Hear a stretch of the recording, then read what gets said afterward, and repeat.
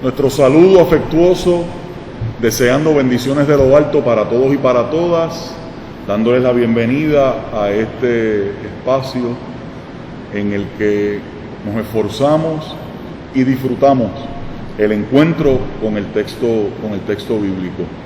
En esta ocasión vamos a comenzar un par de diálogos, de conversatorios acerca del tema de la ansiedad. Este que les habla, el reverendo Gamaliel Ortiz Guardiola, pastor de la Iglesia Cristiana Discípulos de Cristo Central. Aquí es donde estamos en este momento. Estoy acompañado una vez más de mi hermano, de mi pana, de mi amigo, el reverendo Carlos Negrón Sánchez, nuestro pastor en Puerto Nuevo. Carlos. Saludos, hermanos y hermanas. Muchas bendiciones. Y ya este rostro, esta carita es querida y conocida por todos y por todas, nuestra hermana y amiga, la doctora Marbilis Ávila, que ya el pasado ya se cumple un mes y hoy un poquito más de haber estado con nosotros. Marbilis.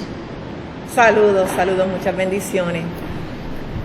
Vamos inmediatamente, hermanos y hermanas, a leer el texto que hemos escogido para sostener este diálogo, y les anticipamos que este diálogo va a continuar en la próxima ocasión utilizando como base este mismo pasaje de la Escritura.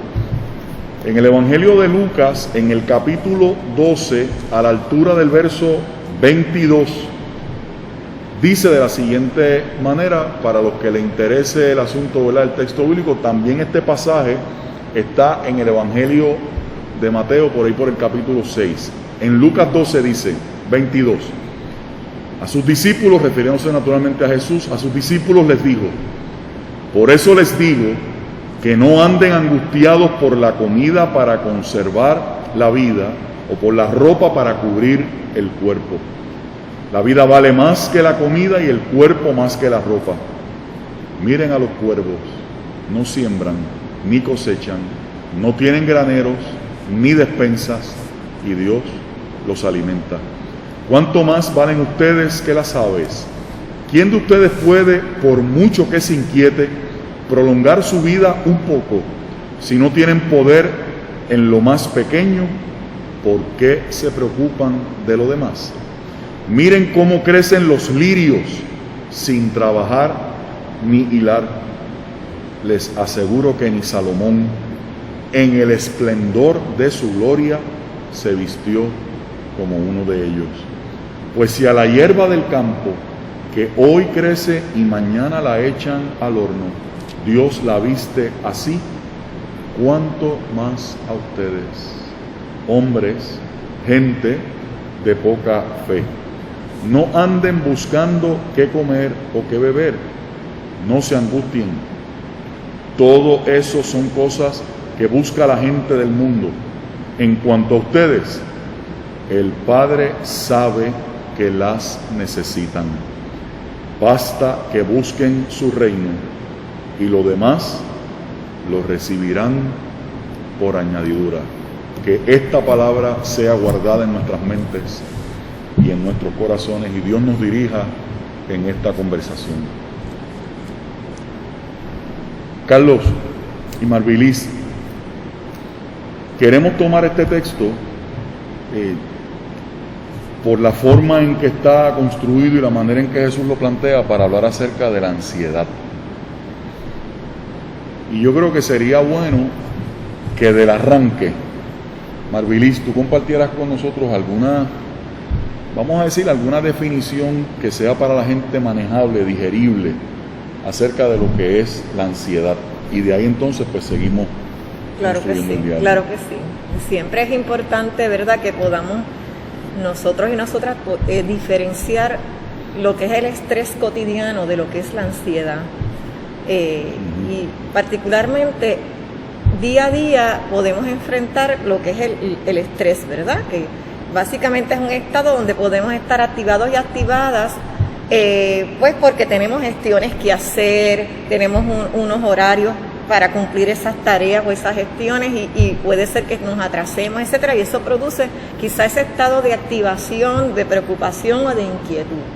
Sin embargo, cuando nosotros y nosotras hablamos de ansiedad, ya estamos hablando de un estado que empieza a no ayudarnos en términos de nuestro funcionamiento, ¿verdad?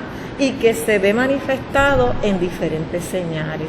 La persona está sumamente preocupada, inquieta con unos temas en particulares y entonces eso hace que la persona empiece a desconcentrarse, a no poder enfocar en lo que tiene que hacer, empieza a detenerse en términos de lo que tiene que hacer durante todos sus días, ¿verdad?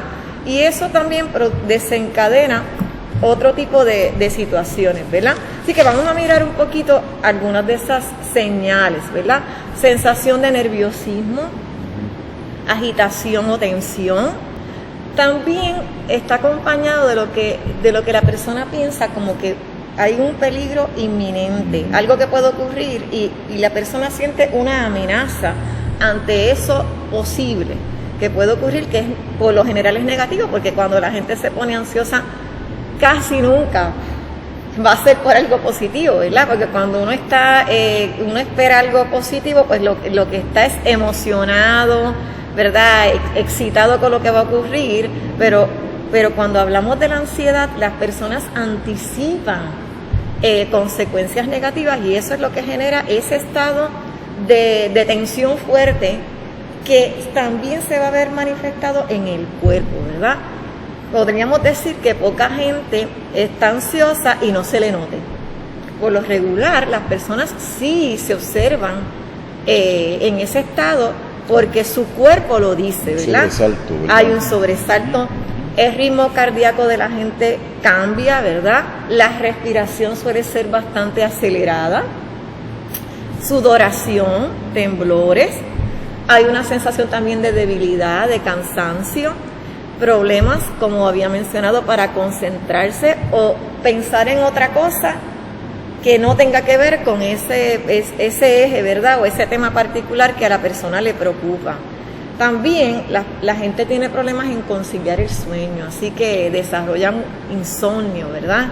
Tienen problemas también en términos de la alimentación y eso también produce problemas estomacales y todo eso, porque la persona pues muchas veces puede haber los dos factores, las dos manifestaciones, que una es que a la persona se le quite el apetito, deje de comer, y hay otras personas que comen demasiado, porque es una forma, ¿verdad?, de tratar de liberar el estrés, ¿verdad?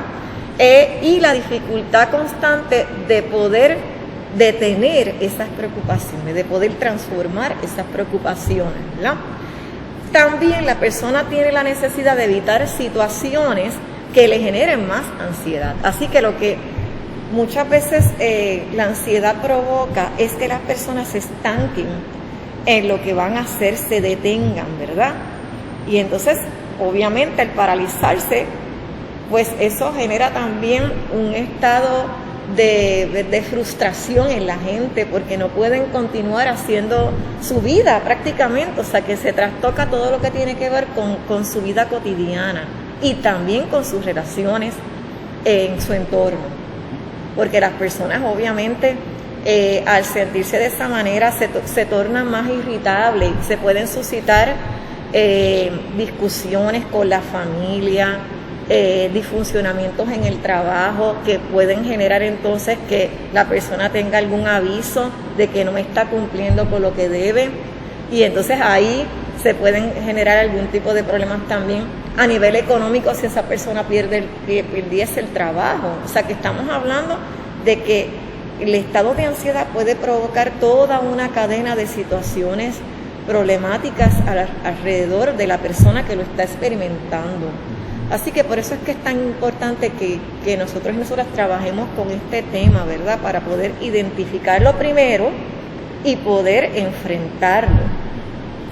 Y que esa situación, ¿verdad?, la persona pueda desarrollar estrategias para poder lidiar y enfrentar ese estado, porque puede desencadenar en muchas consecuencias sumamente negativas y duraderas. Escuchando esa definición tan valiosa, me parece importante. Podemos quizás mirar eso en el texto bíblico y en las palabras que Jesús dirige a sus discípulos. Un texto que se ha utilizado muchísimo, ¿verdad? Ha servido de base para crear himnos, ha sido texto para hablar precisamente sobre el tema de la ansiedad, ¿verdad? Y texto que ha servido para ayudar a la gente a afirmar su confianza en Dios y todo eso. Pero quiero mirando la definición Marvilis y Gama que se ha traído, mirar un poco también el contexto de lo que Jesús está diciendo ahí en el Evangelio de Lucas, allá en los versículos 22 en adelante, o mirar el contexto más amplio, porque precisamente en la porción anterior nosotros pudiéramos decir que hay unas manifestaciones de potencial ansiedad. Hay dos hermanos en el relato anterior, que está ya por el versículo 13, hay dos hermanos o dos familiares que vienen ante Jesús para hacerle una petición acerca de la división de una herencia, ¿no? Y entonces Jesús hace un comentario acerca de velar el asunto de la codicia, de tener cuidado con la codicia, y hace un relato o una parábola de un hombre rico que tiene otra manifestación, vamos a decir, de preocupación, ansiedad, porque tiene acumulada tantas riquezas que no sabe qué hacer con ellas, ¿verdad? Y en ese sentido, pues ahí el relato pues habla acerca de expandir sus graneros, ¿verdad? Hacer más espacio para seguir acumulando, hasta que entonces llega la noche y oye la voz y le dice, bueno, pues con todo lo que tiene, ¿qué vas a hacer? Porque esta noche tu vida, ¿verdad?, va a terminar. Y en ese escenario Jesús habla a sus discípulos acerca de la vestimenta, acerca de la comida. Interesante que también el tema del rico y de la parábola tiene que ver con la comida, ¿verdad? Y quizás con la opulencia en otras cosas también. Y es una invitación a que sus discípulos no se preocupen por esas cosas. Marvilis, obviamente ahí está planteado un asunto de los apegos, ¿verdad? De estas dos personas que piden la intervención de Jesús en el tema de la herencia, esta parábola que Jesús hace acerca de este hombre rico, y hay un tema ahí de la cuestión de los apegos, ¿verdad? Y cómo esos apegos, o lo que Jesús llama la codicia o el deseo de tener, puede ser un factor de ansiedad en medio de la vida. Por ahí hay algo que nos puedas hablar sobre eso. La ansiedad está ligada mucho a los apegos y está ligada al miedo a perder lo que en este caso, en este contexto de la codicia, ¿verdad?, y del asunto material, a lo que yo puedo perder, ¿verdad? Exacto. Ese miedo y a los controles, pero vamos entonces a mirar ese miedo, y ese miedo está contextualizado dentro del marco de que vivimos en una sociedad donde se da un valor a, ¿verdad?, unos asuntos, en este caso al asunto materialista.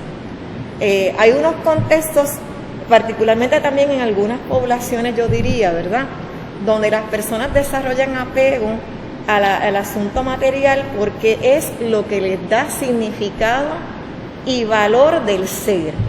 Es decir, que las personas en un contexto como el que nosotros vivimos, que es un contexto, ¿verdad?, donde hay un fervor al asunto de lo material, al asunto de la propiedad privada, ¿verdad?, del individualismo, vivimos en ese contexto, ¿verdad?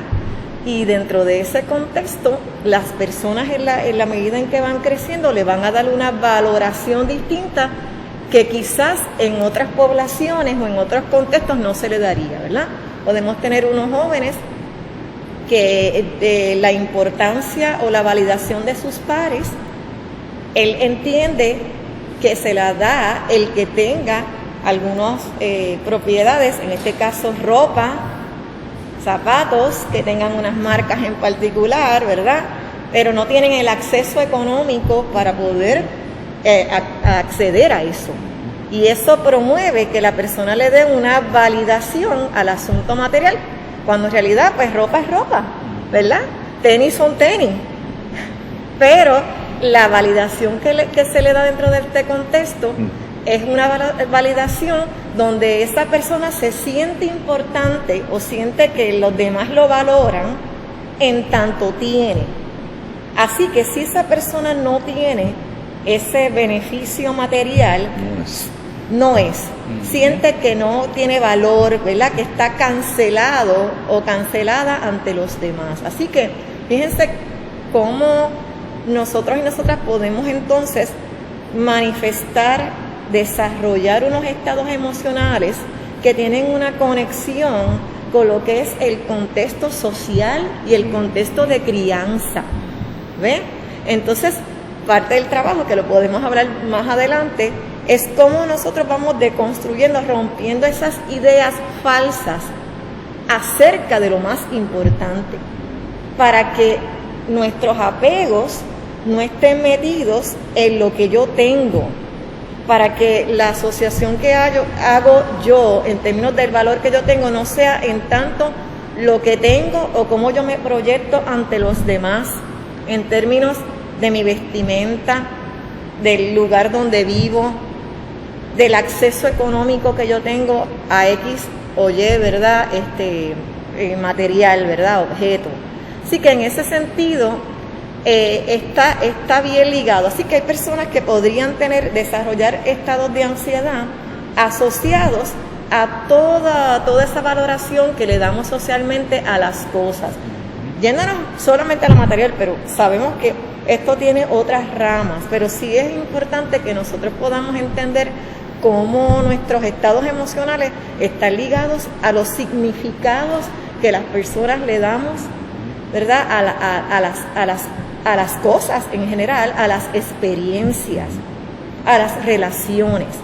Y que esos significados no los podemos separar de lo que es nuestra crianza y de lo que son los valores sociales donde nosotros hemos crecido. Si hacemos un ejercicio, Marvilis, Carlos y los hermanos y hermanas, si hacemos un ejercicio de ponernos en los zapatos de quienes estaban escuchando esto, que es algo que intencionalmente traté de hacer yo en estos días, ¿verdad? ¿Quiénes estaban escuchando esto? Bueno, pues en el caso de Mateo, era parte de lo que se conoce como el Sermón de las Bienaventuranzas, ¿verdad? En los capítulos 5, 6 y 7. Y aquí se habla que es específicamente a los discípulos, ¿verdad? Claro, ahí nosotros cuando escuchamos la palabra discípulo, en el caso de Lucas, que intencionalmente incluye a las mujeres como discípulas de Jesús, podríamos pensar en el círculo, literalmente este círculo clásico en nuestro imaginario más íntimo, o en un círculo de discípulos, pero un poco más amplio. En todo caso, Marvilis y Carlos, la gente que principalmente escuchaba a Jesús eran personas que se estaban jugando la supervivencia todos los días. Así que cuando yo planteo el ejercicio de ponernos en los zapatos un momento de las personas que lo están escuchando, pienso yo, Marvilis y Carlos, que no dejó de ser chocante que este hombre, al que veían como un referente, de repente se pusiera a decirles que no se preocuparan, porque fíjate que aquí no está hablando de las alusiones concretas que hay aquí al principio. ¿Cómo es? No anden angustiados por la comida y por la ropa. Ahí lo que faltó era hablar del techo, ¿verdad? Como los tres elementos que pueden componer esa tríada de lo más básico, ¿verdad? Claro. O sea, Jesús no está hablando aquí de lujos ni de excesos. Otra vez, estoy en el ejercicio de pararme frente a quienes lo están oyendo por primera vez, porque yo creo que el problema que a veces tenemos nosotros y nosotras es que como conocemos el final de la historia, pues eso nos priva a veces de meternos en el mundo del texto para ver qué se puede sentir, incluso para uno mirarse en ese espejo de una forma más honesta. Entonces, vuelvo, Marvilis.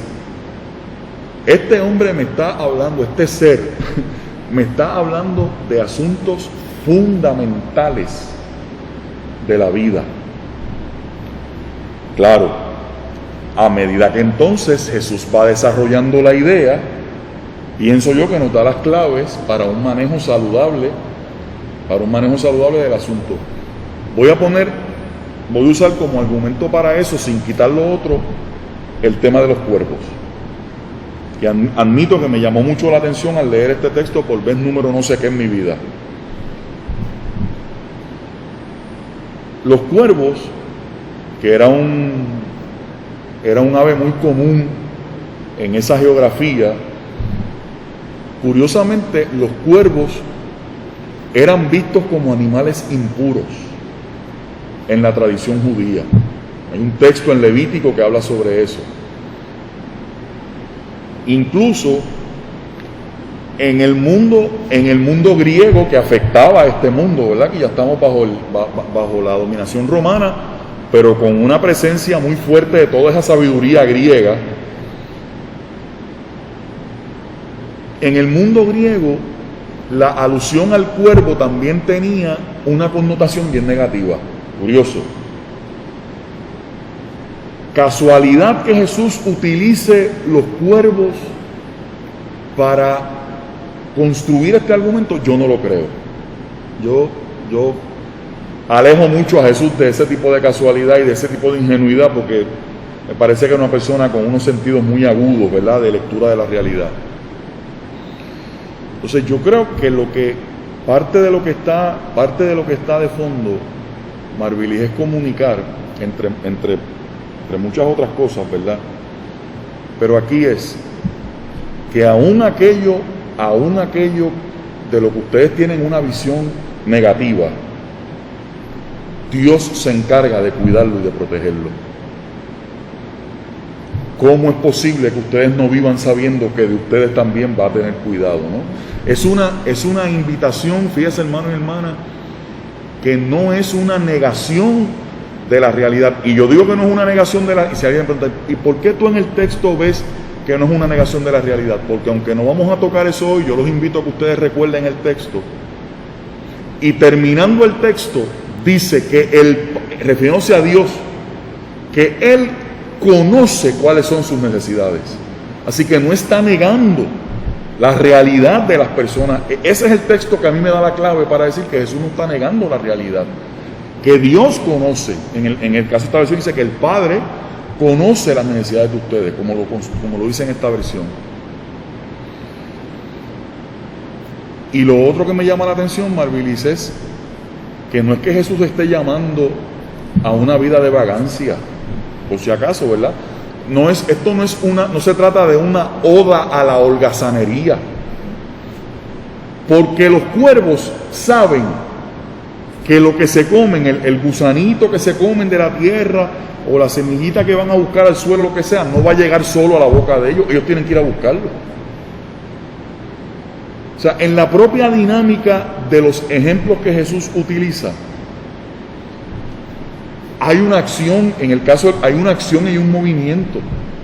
Fíjense que a lo que nos está invitando de plano, ¿verdad?, para que nosotros vayamos en esa dirección, es a cómo nosotros vamos construyendo y cultivando intencionalmente una vida espiritual, una espiritualidad que aprende a confiar en la misericordia de Dios. No es como tú nos decías ahorita, no es un asunto de un providencialismo mágico. Es que hay un Dios que se encarga de conocer lo que nos pasa y provee. Y por eso el ejemplo de los demás también, pero por eso el ejemplo del cuervo a mí particularmente me llama tanto la atención. Si de aquello que ustedes tienen una visión negativa, Dios lo protege, miren, mis hermanos y mis hermanas, con ustedes también lo va a hacer. Y de aquello que está en lo cotidiano, que parece un ejemplo sencillo, pero que habla de cómo Dios interviene en el día a día, en la cotidianidad de la gente, de su creación también, ¿verdad?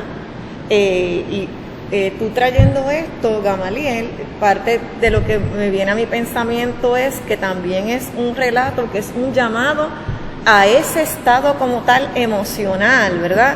Porque es un llamado de confianza para que no anticipemos, porque Dios está ahí, ¿verdad? Y nos va a suplir lo que necesitemos a nivel material, en el momento y en la dirección que sea, pero es también un suplir a nivel emocional y espiritual, que podamos conservar ese estado de paz, de confianza, ¿verdad? Porque Dios está ahí en medio de las necesidades que tengamos, necesidades materiales, necesidades emocionales, porque hay personas que tienen materialmente todo y no tienen paz.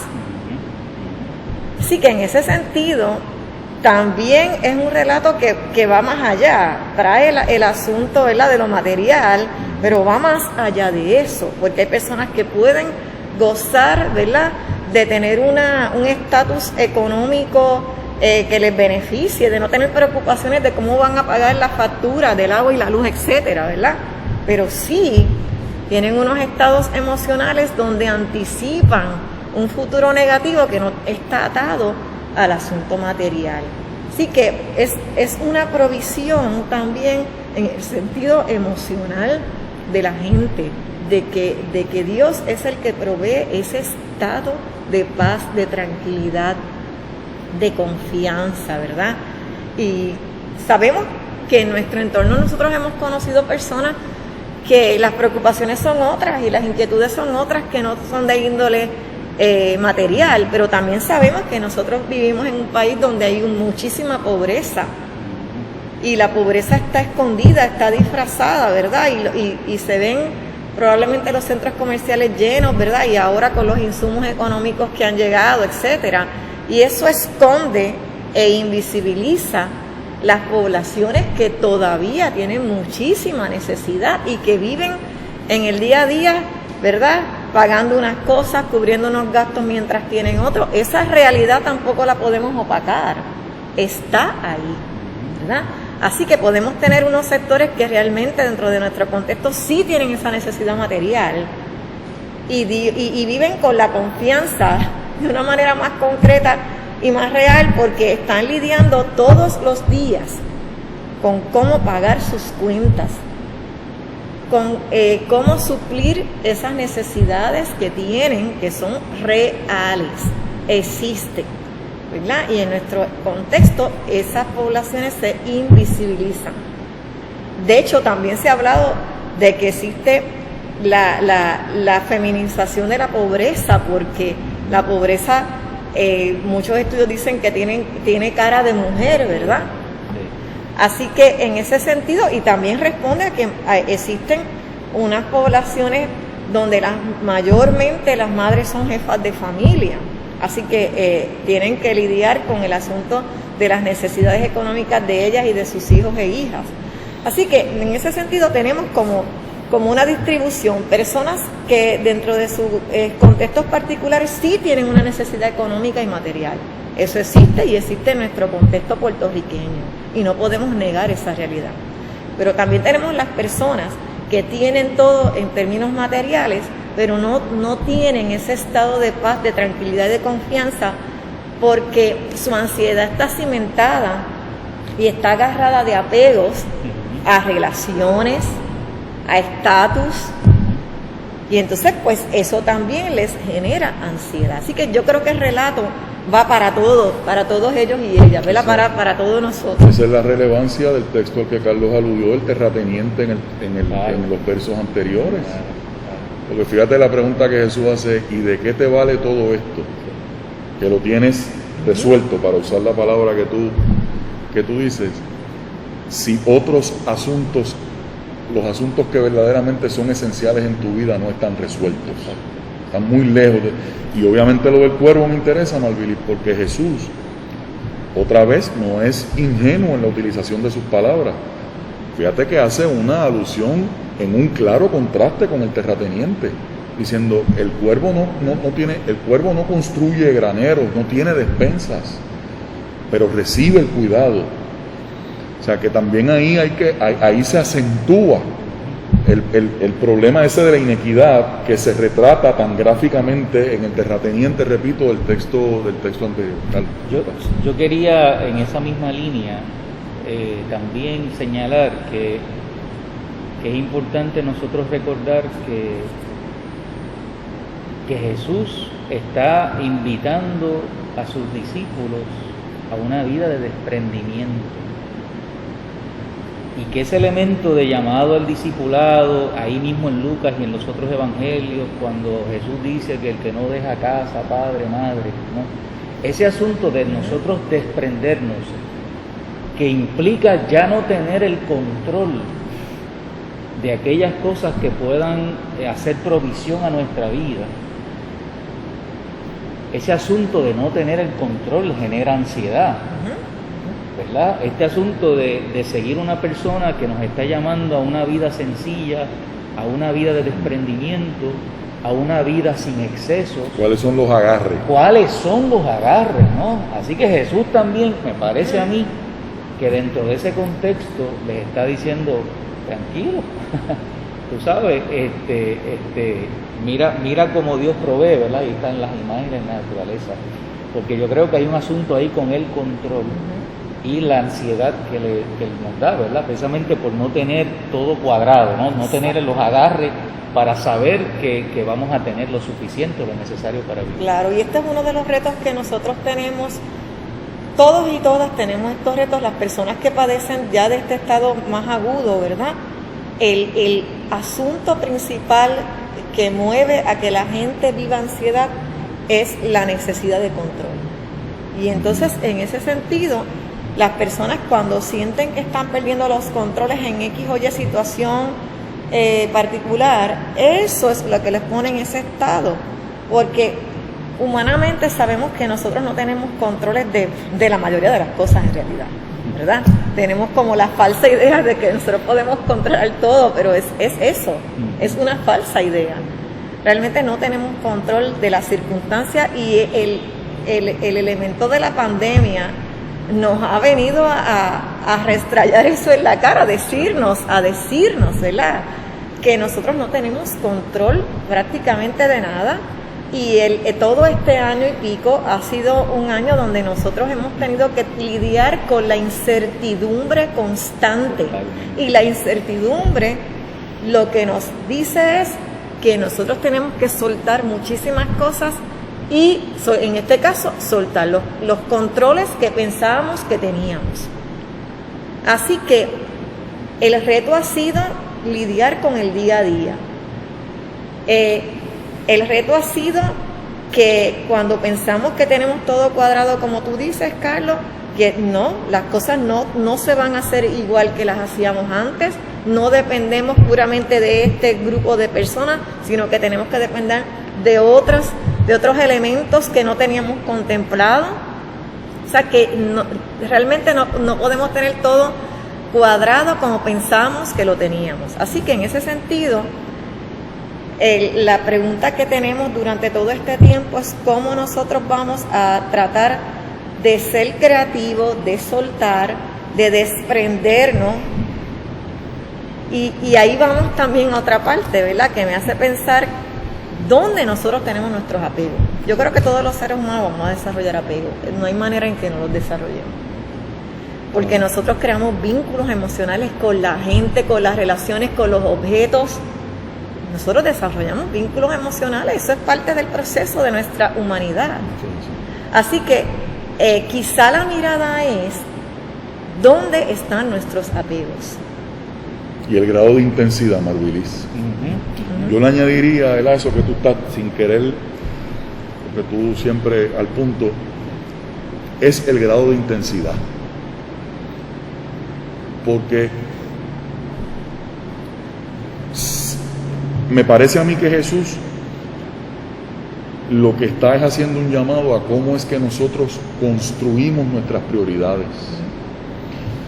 Y en la construcción de esas prioridades, para agarrar la línea tuya ahorita, por ahí mismo, tú estabas con esa agujita por ahí con lo del tener. Si está en el tener por encima del ser, Jesús está anunciando que hay problemas. Y para mí, ¿verdad? La maravilla, el encanto en la expresión de Jesús es cómo toma objetos, cosas tan presentes en la cotidianidad, pero que al mismo tiempo son cosas que a veces ni miramos. Porque Jesús de momento se pone aquí a hablar de la hierba. ¿Quién se fija en la...? Bueno, para lo único que te fijas en la hierba es para decir, mira, está alta, hay que cortarla. Entonces, perdonando el lenguaje coloquial aquí, ¿verdad? Está alta, hay que recortarla. Pero cómo es, ¿verdad? Desde mi perspectiva pastoral el mensaje es cómo lo que aparenta ser más insignificante está en el ojo de Dios, está en la noticia de Dios, está en la consideración de Dios. Y yo no quiero dañar la belleza de este diálogo, pero como yo vivo creyendo que la Escritura hay que contactarla con nuestra realidad para que se convierta en palabra viva. Yo te escuchaba a ti hablando del control, y para la gente que nos esté mirando, mire si el control de una manera enfermiza puede llegar a ser algo tan peligroso y tan nefasto que estamos viendo las consecuencias funestas. Cuando una persona en una relación de pareja, principalmente en el caso de Puerto Rico los hombres, porque las estadísticas nos dicen que abrumadoramente quienes más reciben la violencia de género son las mujeres. Marvilis, ¿acaso no es la sensación de que yo pierdo el control sobre ti, sobre tu cuerpo, sobre tus criterios, sobre tus decisiones, sobre el crecimiento que vas teniendo de darte cuenta de unas cosas? ¿Acaso eso no es lo que ha llevado precisamente a que en estos días volvamos a reproducir los horrores que todavía que yo confieso que estoy cargando en el pecho? Y yo estoy seguro que todos y todas los seres humanos que tengan un mínimo de sensibilidad y de buena voluntad cargan como una cruz en estos días. ¿Acaso no es ese el problema? Claro, y eso está mediado, volvemos a la parte que hablamos ahorita, de los valores sociales, ¿verdad?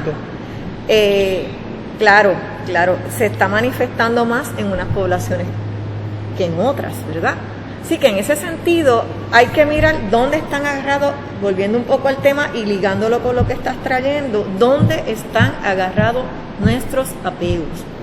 ¿Qué es lo que nos da a nosotros y a nosotras seguridad como seres humanos?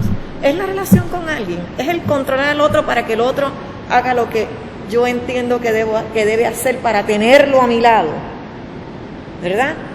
¿Están mis apegos puestos en el asunto material para que las personas me miren y yo pueda proyectar la imagen que quiero proyectar y sea validado en torno a lo que tengo y lo que proyecto?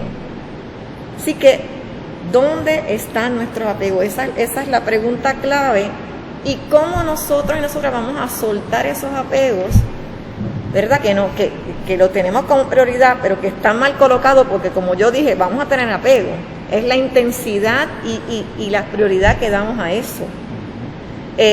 Porque el tema del control, específicamente en las relaciones de pareja, es un tema que está ligado a todas las nociones, ¿verdad?, de cómo los seres humanos se van desarrollando en una sociedad donde se privilegia más un sector que a otro, en este caso el sector masculino, donde se le ha dado, ¿verdad?, el asunto de la autoridad como persona clave, ¿verdad?, dentro de una relación de pareja, y donde se ha validado el que una persona, por ser masculino, vaya por encima de otra y controle esa relación, ¿ves? Así que ahí volvemos. Eso genera ansiedad, pero es importante que nosotros podamos ver también, que quizás es la parte que, ¿verdad?, que he estado tratando de traer, que los estados emocionales de la gente no son estados intrapsíquicos y puramente individuales, sino que los estados emocionales de la gente tienen una relación estrecha con su contexto social y de crianza, con los significados que las personas le han dado en un contexto a ciertas relaciones a ciertos asuntos, a ciertos temas, ¿verdad? Que no están desmembrados de ahí. Y que cómo nosotros resignificamos eso, y eso ya es parte del manejo, que lo vamos a hablar más adelante.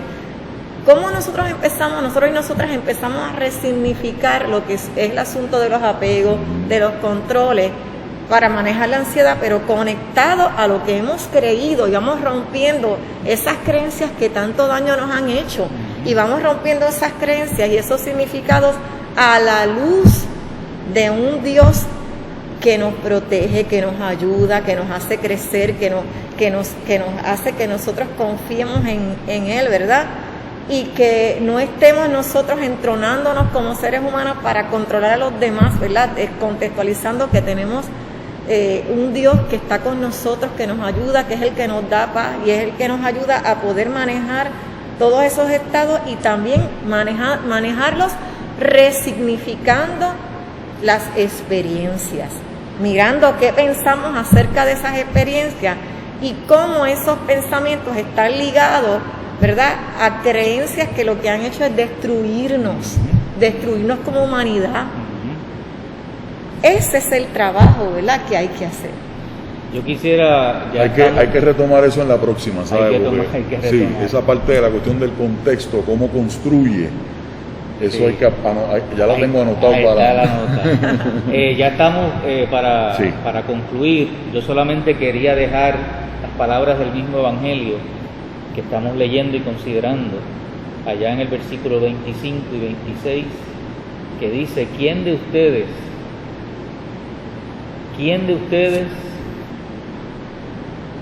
puede, por mucho que se inquiete, prolongar su vida un poco? El caso del hombre rico, planificó, pero no tenía ningún control sobre poder prolongar su vida. ¿Quién de ustedes, por mucho que se inquiete, puede prolongar su vida un poco?